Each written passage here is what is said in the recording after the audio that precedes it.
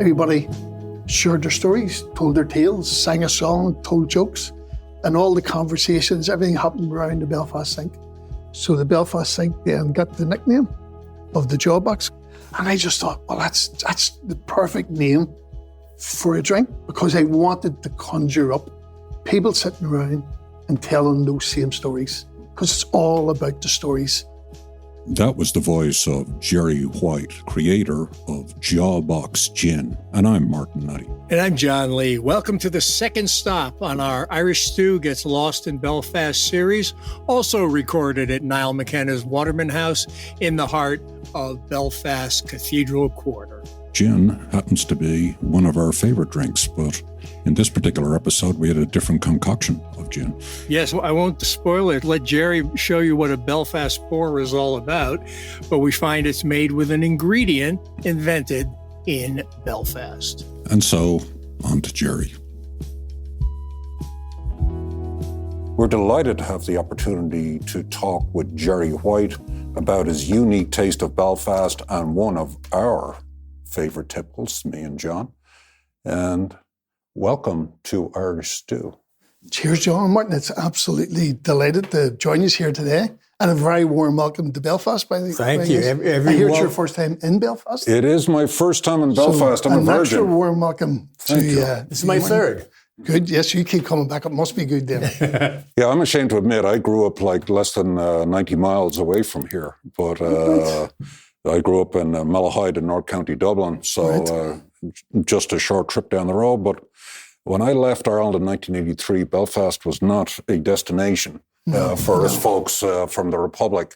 So it's just a total pleasure to be in your lovely city. Thank you very much. Gorgeous, gorgeous day. So let's kick this off here. Tell us a little bit about your origin story. So, born and bred in Belfast, I was born in Conway Street on the Falls Road, and grew up. It was myself, one brother, one sister, mum and dad. And strangely, my father was the head brewer of Bass Charrington when it was on the Glen Road. It used to be the old Caffrey's Brewery. So whether that was always going to be the sort of the backstory of how I ended up being involved in the drinks trade, I don't know. But got involved in hospitality and found that I absolutely loved working behind the bar and meeting all the different people, stories, the characters, and just fell in love with hospitality. Loved the service industry and had many happy years pulling pints behind the bars, mostly Belfast city centre bars. And the last bar that I worked in was just round the corner, the John Hewitt. I was the general manager of the John Hewitt, and that's where I was working right up until I launched Jawbox Gin. Mm-hmm. So that was it was a hard day turning the key for the last time in the John Hewitt. What did you learn behind the bar that informed what you did once you launched Jawbox? Well, to be honest with you, what the main thing that I learned was that gin was going to be my spirit of choice. I tried vodka, tried rum, tried every spirit there was going, and didn't really have the palate. I mean, I would have loved to have had the palate for whiskey. I just don't enjoy whiskey, but I've always enjoyed gin. And so that was my spirit of choice. And that's why I wanted to do my own brand of gin. It wasn't because there was this amazing boom in the gin market. I started Jawbox before that actually happened.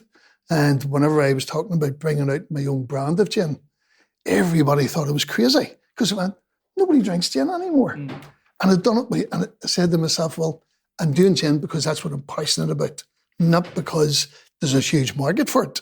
But you have to have a passion for what you do. So that's why I wanted to do gin. By sheer luck, whenever Jawbox was launched, the boom just happened and it went crazy. And that was absolutely sheer luck. So talk to us about the unique name of your brand, Jawbox. So Jawbox is very, very important to me. And it genuinely comes from my grandmother, Maisie Cunningham. And I remember when we were kids and we would have been sitting around the TV or whatever, And my granny would have come in and she would have went, "Oh, you kids, all you do is watch TV all day." And she'd turn that TV off and talk more.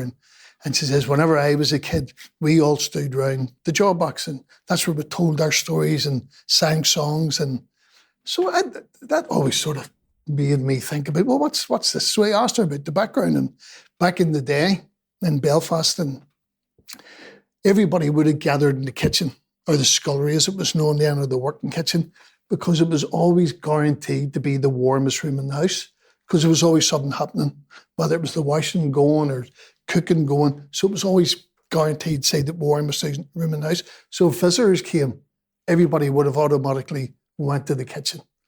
And they would have, because it was a small room, people would have gathered around what was then the big, heavy, white Belfast sink. And as they stood around the Belfast sink, everybody shared their stories, told their tales, sang a song, told jokes, and all the conversations, everything happened around the Belfast sink. So the Belfast sink then got the nickname of the Jawbox, because it was the jaws around the box.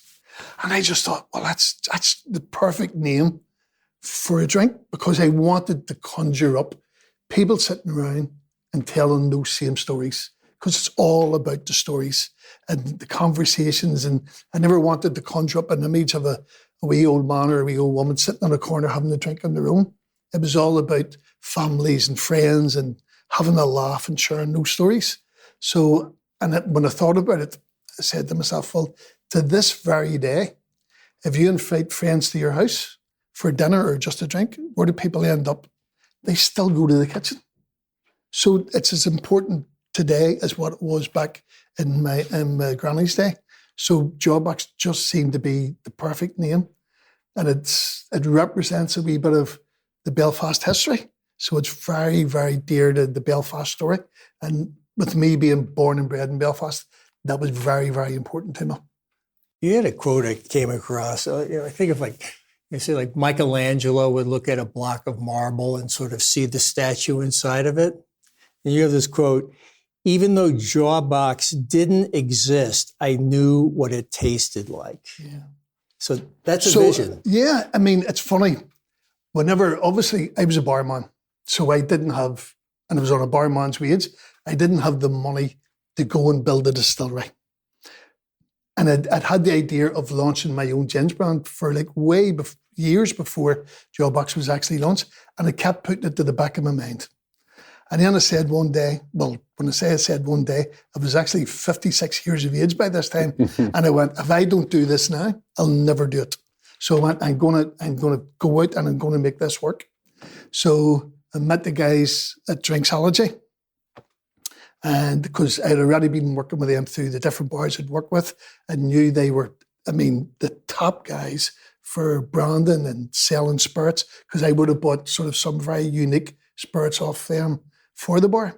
So I went to them and I said, look, guys, I'm really keen, and I'm going to launch my own brand of gin. And I'm sure they'd heard that 100 times before. And so for a plate of them, they sit down and they'd done a presentation. I'd give them a brief of what I wanted, because I wanted the gin to look as if it had been sitting on the shelf for years and years. I didn't want anything modern or new looking. And I wanted something that wasn't feminine. I wanted something that was a bit blokey, that if a guy came into a bar, he wouldn't be afraid to ask for it. And the name Jawbox, as I say, represented Belfast and the story of Belfast. So for a playing, they come back in a couple of weeks and we'll show you a presentation. And they'd done this absolutely awesome, amazing presentation.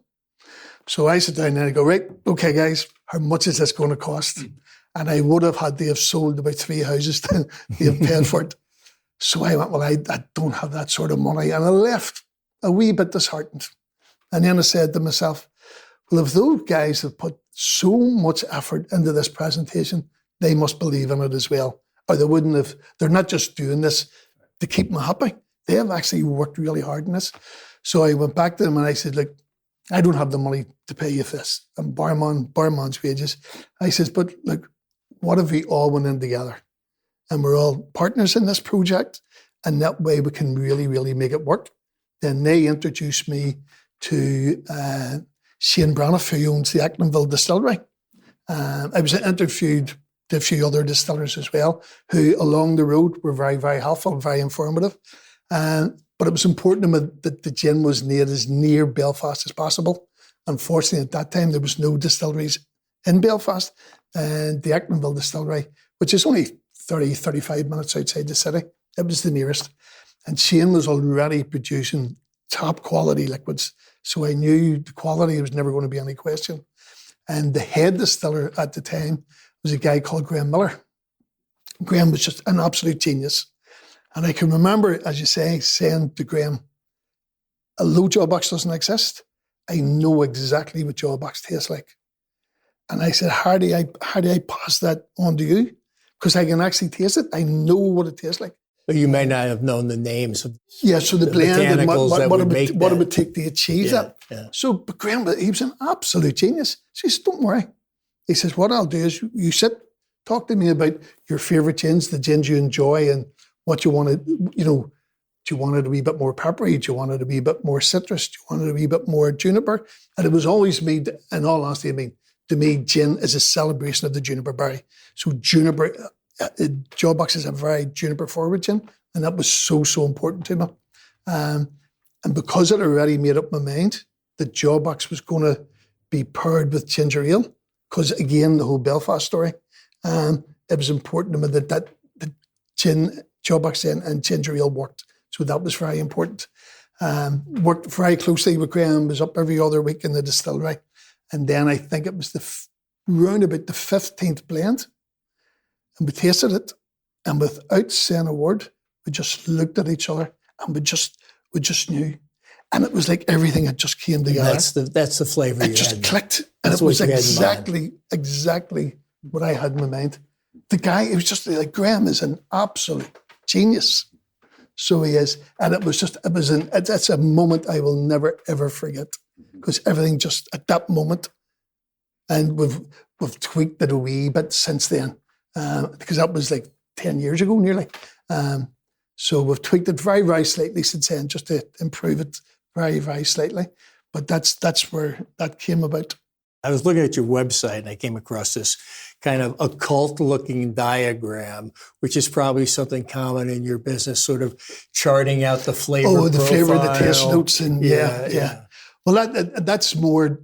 It's very good for mixologists and bar staff if they're making cocktails and they're using Jawbox, and as I say, Drinksology are at the absolute top of their game, and every bit of presentation that they do, and if we need anything, whether it's for bar staff or whatever events, and at producing the materials that we need to get the story across, there's no better.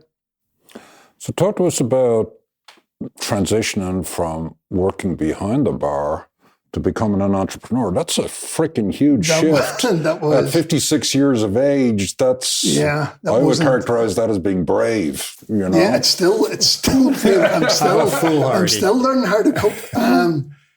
It was strange because, there's parts of the bar game that I honestly desperately miss, because the bar is a stage. There's no doubt about it.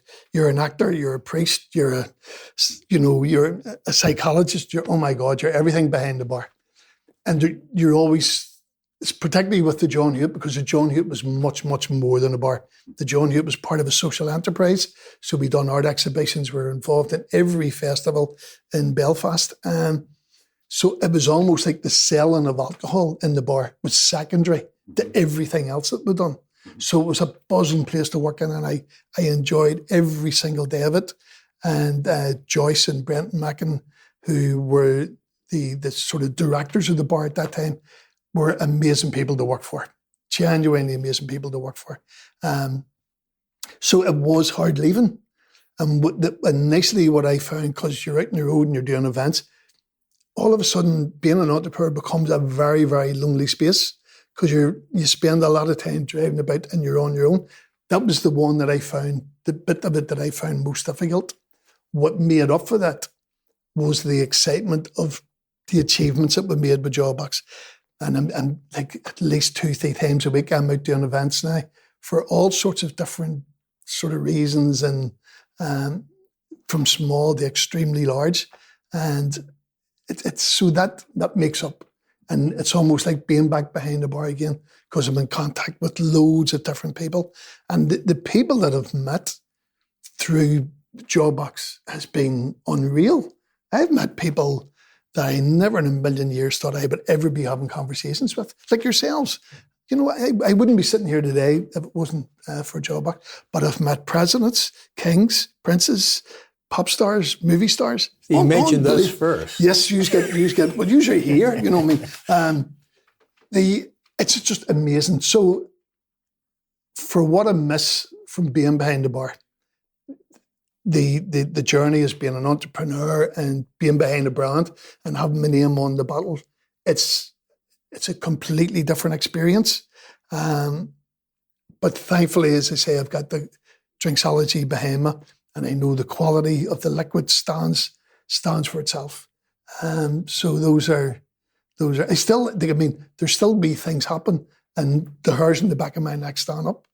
Like even seeing it behind the bar sometimes still gives me an amazing buzz. And like down in Dublin, it's in like all the 5-star hotels, and you know. And just recently, Willie Jack, which I've been trying to do for years, and I convinced him eventually, and which is one of the most photographed streets in Belfast. Willie Jack has the Belfast sinks between his red benches, and I got him to put the Jawbox branding on. That took a long time to convince him to do that. And Willie Jack is a true Belfast character. I mean, a real Belfast character. And he would have said, I'd been at him for years, and I tried it, and he kept, no, it's all about the whiskey. It's all about the whiskey. Gin doesn't count. So I kept on, and one day, so I've had my 30th, 40th, 50th, and 60th birthday party in the Duke of York. And a few months ago, Willie Jack came up to me and he says, Gerry, I want you to have your next birthday party in the Duke. And I says, no, sure, I'm not 70. Why would I have my birthday now? Now have you know a couple of years to wait? And he went, well, just in case you don't make it to 70. And that's his dry humour, and that's the way he is. So I thought about it, and I says, well, tell you what, if you're so worried about me not making it to 70, you can give me my birthday present now. And he went, well, what do you want? I said, I want Jawbox in the Belfast sinks. And he went, oh, no, it's all about the whiskey. It's all about it. 2 days later, he rang and he says, okay, you can put it on. And that was one of the big highlights for me, because I love the Duke of York. I love that street.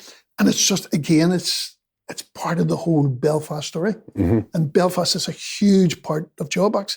As you can see by the label, I mean, the Belfast coat of arms are on the front of the label. You've got the large seahorse, the small seahorse, and the chain wolf taken directly off the Belfast coat of arms.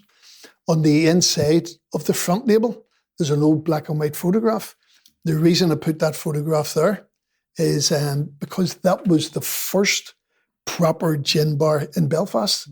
It was the first bar, probably maybe even in the island of Ireland, that had a gin menu and imported gins from all around the world and done gin cocktails. It was called the Palace Bar, so it was a proper gin palace. And it was certainly the first one in Belfast, and could well have been the first one on the island of Ireland. And then on the collar of the bottle, you'll see it's embossed with Belfast cut. And yes, the reason that it's embossed with Belfast cut is, well, there's two reasons really. One of the botanicals that goes into Jawbox is Black Mountain Heather. And the Black Mountain is basically the backdrop to Belfast City. And there's a beautiful heather grows on it. And I'll go up once or twice a year, and we'll take we'll forage and take an amount of the heather. And it goes in. So that's cut from the Belfast Hill. So that's a Belfast cut. But another reason for the Belfast cut is when I was a child, and I always remember, if you're in the town with your mum or your dad or whatever, and if a friend of the family came along or a relative came along, and as you were growing up, and they would go, you're the cut of your dad, or you're the cut of your mum, which means you were the best bit. You were the best bit of your mum or your dad or whatever. And whenever we were making the cut at the distillery that goes into the bottle, it's the best bit that goes in. And I just went, that's the Belfast cut. It's also got your signature on the neck here. But let me ask you about your curious slogan here: greatness through graft and craft. Well, it is. I mean, because Jawbox is handmade, and as graft goes into it, there's So hard graft work. in this case means, like, for an American, what is graft? Well, graft's hard work. Hard work. Hard work. If you're a grafter, you're a hard worker. In New York, it has a totally different meaning. Yes. Of course. There's a lot of things that we say, like, I mean, here we love good crack. Yeah. In America, it's got a completely Yes. So, no, it's because it's genuinely is handmade. And the people, everybody involved in the project of Jawbox from day one have been as passionate and as enthusiastic as what I've been. And I think that's what's made Jawbox such a huge success in such a genuinely short period of time. So what does success look like? How do you measure that for you? Exhaustion. It's absolutely pretty well, exhausted. Absolutely exhausted. But I mean, I still get a buzz. I still thoroughly enjoy it. Success for me, to be honest with you, I'm not money driven. I'm genuinely not money driven. Success for me is having the pride in the product that we produce. And that to me is the whole ethos of the brand, to be absolutely proud, because I was brought up with the ethos, if something's worth doing, it's worth doing right. Don't do anything by half measures. And if you're doing it, do it for all the right reasons. Have a passion for what you're doing and be proud of the end product. And I'm immensely proud of Jawbox. And I'm always 100 and 200% more than happy to recommend it to people when I'm out there. If I'm somewhere, if I'm down in Dublin, I see guests coming into the Westbury or the Shelbourne River and decide, go on, try a Jawbox. And it just works, and I'm so confident that they'll enjoy it. So no, that's success for me, to be proud of what we've produced. So the gin world is a big world, right? Of course, the product, as I understand it, originates out of Holland. That's right, yes. It came over with King Billy. That's very true, yes. To Britain, and obviously he's quite the figure in Northern Ireland. But talk to me about, let's say, in a more international context, Belfast, the Belfast aspect of that. Does that get notoriety? Do people sit up and pay attention because it's coming from this particular place? I think it certainly, I mean, at the start, the guys who would have looked after the market and Jawbox were maybe a wee bit worried about Belfast being on the label and because of the history of the city. But I think Belfast has proved, if anything, how a city can, come round and be something that people would aspire to.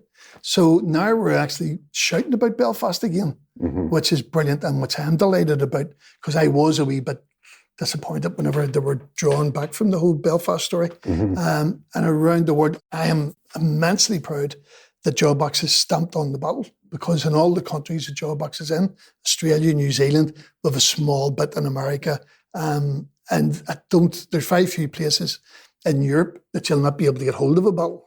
Now, we're not in stores, but online stores, and that's so... That's made a big difference, right? Yeah, Online. and having Belfast on that. And for tourism, I mean, Belfast has been constantly voted, a tourist destination, a must-visit city, because of our transition and how the city's become together. Now, don't get me wrong, we have still a long way to go. But every day there's more improvements, there's more places opening, and there's a lovely buzz. To me, the main thing about Belfast is its people. Its people are, its main sort of attraction. They're the warmest people in the world. And in fact, whenever we first launched Jawbox, the whole tagline was celebrating true character. And we got friends of mine who worked in the hospitality industry, and we wanted to do something that reflected the hard work that went into actually producing the gin. So we found a photographer who used the old wet plate photography that they would have done back. You see the old sepia type for the cowboys and the big sort of flash and the hood over the camera. And we got the guy to do it. Now, those were 30-second exposures. So we had to actually create a clamp that went onto the back of the head so that nobody moved. But the imagery was amazing. Now, we could have went onto a computer, done that on a computer very, very easily. Yeah. But I wanted the whole process to reflect, we don't take the easy route, we take the proper route and we do it the right way. And the images, I can actually, I'll show you one later on. But of one of the images there, which I love, it's a guy called Wolfie Gilbert, who is a singer-songwriter who still works in the John Hewitt singing there. And Wolfie just had the most perfect face for this. And I say it was a celebration of true character, which was basically representing the character of the Belfast people. So that carries through. And anybody that comes in here, whether it's on the cruise ships or come in for a week's holiday or comes up from, if they're staying in Dublin, the one thing they always leave with is the warmth of our hospitality and the warmth of the Belfast people. And they should leave with a bottle of Jawbox Gin. Absolutely. Well, yes, hopefully they do that as well. Well, speaking of bottles of Jawbox, and it's time I think we celebrate the Graft Craft of the Belfast people. Let's try some of this. So you kindly brought along and show us the best way to have it. I have brought so that you have your own, and you can hold on to these lads. Beautiful. So you have your own Jawbox mug. Excellent. We have a lovely enamel mug with the Jawbox branding on here, and we'll be sure to. So these are stoneware. So the point, they're stoneware mugs. So the whole that represents the Belfast sink, which Jawbox is named after. So and that's why you've got the blue rim and then sort of the wee. So Jawbox is served. Now, Martin and I, we like gin, but it's either in the gin and tonic category or the martini category. So this is something new for us. Something new. So this will be your new favourite drink. What I want you to do first, can I grab two just of the glasses? Sure. And you can try a wee nip. Oh yeah. Just neat. Yeah, I think that's a good idea. Because I am so confident about Jawbox. And what I found that whiskey drinkers actually like drinking Jawbox neat. Because it's so smooth. And whenever we were developing... Just a wee dram here. Don't worry, it's 5 o'clock somewhere. Well, it's like 5 o'clock in the morning. I don't know. So anyway. Believe it or not, it is actually 5:30 in the morning. 5:30 New York time. Oh boy. So that's a wee... Now just get the nose in that is stunning. And I know I'm going to be biased. There's a lot of citrus there, right? Yep, there's a lot of juniper. I like the juniper. Very, very juniper forward. To me, that's the key. That's key. So as a sipping gin, just to sip at that, knock it back or... That's good now. Oh, yeah. I'm kind of hypercritical about gin. So, I have bottles sitting at home that I've had one sip out of and I never touch them again. This would not be one of them. Good, that's lovely to hear. Because it's classic. It's very classic. Yeah. Some of them try too hard for my taste, like too many. No, well, as I was saying to you earlier, too much going on. Gin is it's a celebration of the juniper berry. It's all about the juniper. That's why Jawbox is so juniper forward. But because it was important to me that Jawbox went with ginger ale, that's why there's a wee, later on, you'll get a wee bit of pepperiness. Yeah. It's certainly not a spiced gin or a flavoured gin, but there's a wee bit of pepperiness there, and that balances extremely well with the ginger ale. Which is a wee bit sweeter. Now, and our new best friend in Belfast, Dee Morgan, told us that the tour guide to the stars, that ginger ale was invented in Belfast along with just about everything else. Again, it all goes together with the Belfast story. So back around about 1850, we had a Mr. Cantrell who was a pharmacist, and he was employed by a company called Grattan & Co. And Grattan & Co. were world famous for making aerated waters. And they employed Mr. Cantrell to, there you go. Yes, sir. They employed, because he was working... To your health. Let's slank these together for the... There we go. So Grattan & Company, they employed... Cantrell to... Did that okay for you? Yeah. Isn't that so refreshing? No. That is different. And a lot of people their first ever introduction or taste of gin is with the gin and tonic, where you've got two dry liquids coming together, and it can be too dry and too sharp. And this is so refreshing. It's a wee bit sweeter. Yeah. There's a wee bit of heat there. And they just work so really, really And well the together. lime also. Right? And the lime just gives it that wee edge that brings the two together. So you heard it here, folks. We have ginger ale, lime, and Jawbox Gin. Jawbox and ginger, Which is that the name of it? which is our Belfast Swerve. Belfast Swerve. Jawbox Belfast and ginger. Swerve. That's the So Belfast this is a Swerve. new one, and it's now been added to my roster of drinks. There you Super. go. I'm delighted. And my roster of mugs. So that's a trophy. Oh, absolutely. So as I was saying, so he went to work for Grattan & Co. Because he was already well known for working with ginger syrups for people with upset stomachs, because ginger was known as a real, helpful for anybody with upset stomachs. It proved to be an amazing success. He was down in Dublin at a trade show, decided want to go out in his own business, and he met a Mr. Cochrane. The two formed together. Henry Cochrane gave him £2,000, which was a lot of money back then. And they then formed Cantrell and Cochrane, which became later known as C&C. This is during the time of Prohibition in the States, where ginger ale became really, really sort of popular. Yeah. Because it covered up the bad taste of the spirits that was being made. And the ginger ale then was a lot darker and maybe a lot more ginger in it. Yes. So it covered up the smell of the alcohol. Yeah. So there was, oh my God, ginger ale just became so popular. Later on, there was a guy whose name, I wrote it down here, John McLaughlin. John McLaughlin in Canada started to make his version of ginger ale, which he called Belfast style ginger ale, which was like a heavy, dark ginger ale, but he wanted to make a lighter, drier version, which then became known as Canada Dry.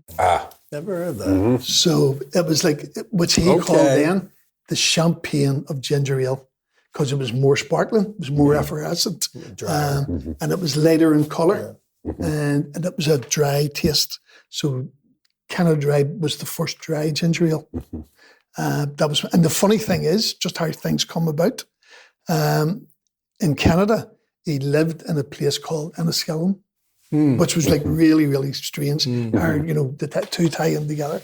Yep. So again, it all ties into the Belfast All story. right. I accept that ginger ale was invented here. Good. I'm delighted. Because a lot of people here don't. And if I'm doing events or stories, or I'm doing some of the tours with Dee, and people from the city, and they'd be really surprised to hear that ginger ale was actually, and in fact, not too far from where we were sitting. Because it used to be an area just at about 15 minutes walk from here. And there was an area called the Crummick Wells, where the quality of the water was so good that it didn't have to be pumped. The water just shot out of the ground. So whenever it landed in the States or Canada or whatever, the quality and the effervescence of the water was as good as what it was when it left here. So that's how Belfast became really well known for its mineral waters. So, unfortunately, we are getting to that point in time where we have to introduce our friend Seamus Plug into the room, and so this is your chance. My chance to plug. Gerry Well, I White mean, to obviously, plug. I'm going to give a shout out to Jawbox. But in all honesty, for Belfast, I would love to give a plug to all the chefs of Belfast. The food in this city is second to none. We have amazing local produce, which all the chefs use. Now, who you were speaking to earlier, you've got Michael Dean, you've got the guys up in Shoe, you've got Danny Miller round at the markets. We are blessed with amazing chefs and amazing restaurants. Mulder's Club just around the corner, another amazing restaurant. Ox, so many, and Jawbox would not be here today if it wasn't for the Ecklandville Distillery and Drinksology. And a big shout out to those guys, because as I say, those guys were as passionate, as enthusiastic, and as what I was, and all come together, sort of give birth to what we were sitting in front of off here today. Gerry, when people are coming all around the world, really, to these restaurants, the restaurant scene in Belfast, what do you recommend they start off with to kind of, amuse the palate, get their juices going? Any kind of beverage you'd recommend? Well, go for a wee Jawbox Gin. It is so refreshing. And then to finish off, one of the things I'm very, very lucky with, the amount of chefs that have took Jawbox on board to have on their menus. Nal was one of the first, actually, and he'd done a Jawbox cured salmon, which a lot of restaurants in the city do now. Michael Dean has used it. Another thing we do, we do 2 liqueurs, a rhubarb and ginger liqueur and a pineapple and ginger liqueur. And chefs use those as well, particularly in desserts and stuff. There's one chef I know who does a Jawbox rhubarb and ginger cured salmon, which is fantastic because he does it with beetroot. So just not even just for drinking, it could be used in so many things. But no, I'm absolutely delighted with it. And this has been such a pleasure. Oh, terrific. Absolute pleasure.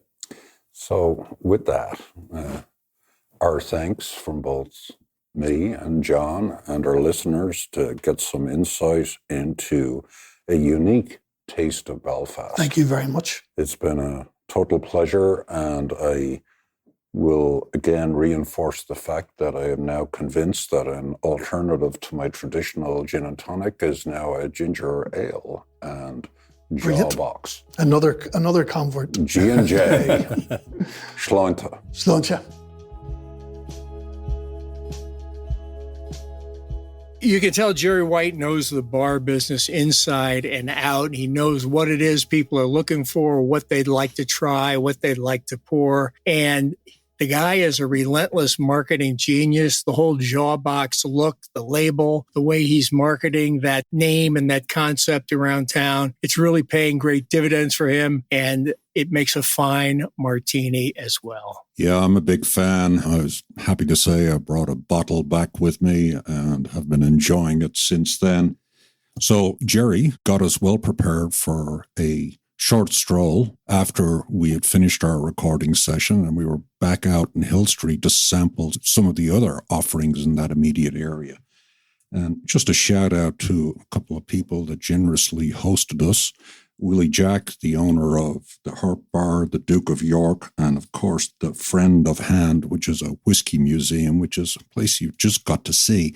And I also have some video of John being taught how to pour a pint of Guinness in Belfast. Now, it's not in my native home of Dublin, but the instructions, I will admit, were top-notch, as was the bar itself. I think I got a B+ for my pour, and I'll take it. Really impressed with all the great variety of entertainment and hospitality spaces, from elegant hotel lounge bars, these historic pubs, and great outdoor spaces throughout the Cathedral Quarter, filled with great dynamic street art. Really, really a lively place to spend some leisure time. And for this leisure time we want to thank Tourism Ireland for their support, and we urge you to keep track of what they're doing to promote tourism across the island of Ireland at their sites, ireland.com, discoverireland.ie, and discovernorthernireland.com. Irish Stew is produced by John Lee, Martin Nutty, and Bill Schultz. Editing, mixing, and mastering by Bill Schultz.